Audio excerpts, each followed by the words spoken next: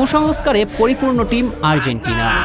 মেসিরা গোল করার সময় কোনো সমর্থক যদি বাথরুমে থাকেন, তবে দলের জয়ের স্বার্থে তাকে বাকিটা সময় ওই বাথরুমেই কাটাতে হয়। এমনকি প্রতিপক্ষের অমঙ্গল ডেকে আনতে তাদের নাম লেখা কাগজ ফ্রিজে বরফ করে রাখার রেওয়াজও প্রচলিত। শেষ ম্যাচে জুড বেলিংহ্যাম আর হ্যারি কেনের নাম লেখা কাগজ ফ্রিজে রেখেছিল লা আলবিসেলেস্তে সমর্থকরা। লাতিন আমেরিকায়, বিশেষ করে আর্জেন্টিনার কাবলা নামের এই অদ্ভুত রুটিনগুলো বেশ চমকপ্রদ। ঘটনা এখানেই শেষ নয়। কাতার বিশ্বকাপের ফাইনালে ফ্রান্স যখন সমতায় ফিরল, তখন গ্যালারিতে উচ্ছ্বাসে মেতেছিল ফ্রান্স প্রেসিডেন্ট এমানুয়েল ম্যাক্রো। কিন্তু গ্যালারিতে আর্জেন্টিনার প্রেসিডেন্টকে দেখেছিলেন কি? প্রশ্নের উত্তর না।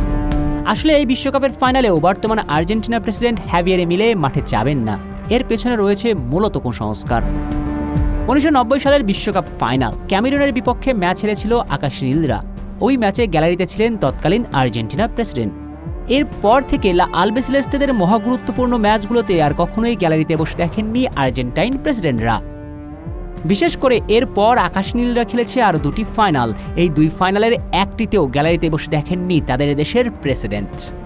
এই কুসংস্কার বিশ্বাস থেকেই এবারেও গ্যালারিতে বসে স্পেন আর্জেন্টিনা ফাইনাল দেখবেন না বর্তমান প্রেসিডেন্ট হ্যাভিয়ের মিলে। প্রেসিডেন্ট ছাড়া ফাইনালে কেমন করবে মেসিরা? মারাকানার মতো মেসির আবারও স্বপ্নভঙ্গ, নাকি ব্যাক টু ব্যাক শিরোপা জয়?